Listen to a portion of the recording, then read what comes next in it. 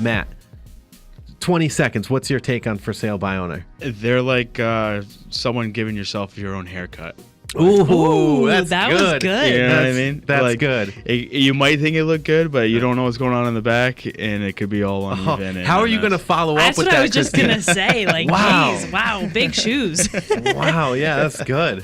That's good. My thought would be similar in just that, lost in the woods. Yeah. It's just a lot to take on. And whenever I'm talking with for sale by owners, I always ask them this same question. I said, well, is your home ready for an FHA, a VA, or Rhode Island housing buyer? And it's always dead quiet on the other end.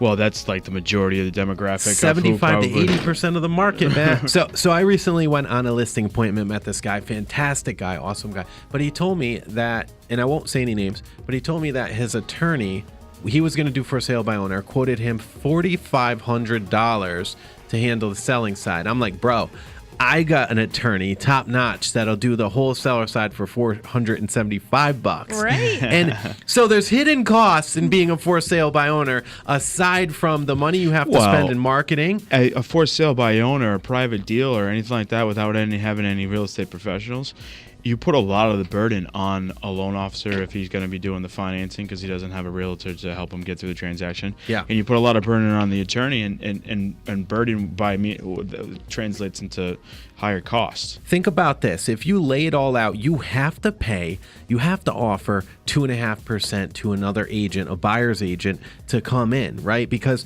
buyer's agents know they're going to be doing the buyer side, the seller side. It's too much work for 2.5%. I got to tell you, okay?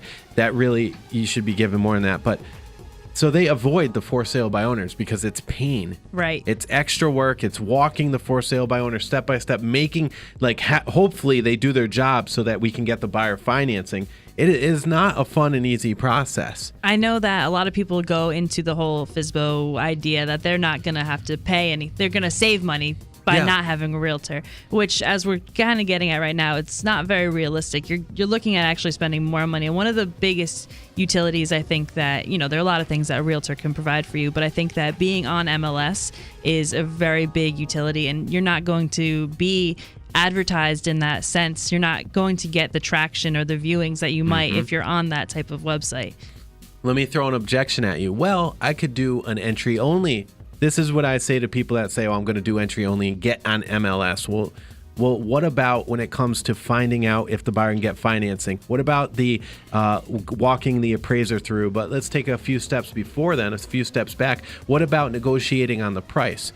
What about the experience of being able to handle any objection that a buyer has coming in? I mean, they're literally, negotiations are an art. How about your schedule? Because if you price it right, happen you know half of what you need to know in order to sell real estate, and you price it at an appropriate level. Yeah. Now you have to let people in your house. Like, that's what you hire. You have to work, right? You know what I mean? Like, you have to, and you're gonna let all these people come in your house at the one time, or you're gonna have a stampede come in at the same time. I agree. How about the fact that when buyers come in and they meet with a for sale by owner, it's awkward? How about that? It's just awkward. Honestly, it's awkward.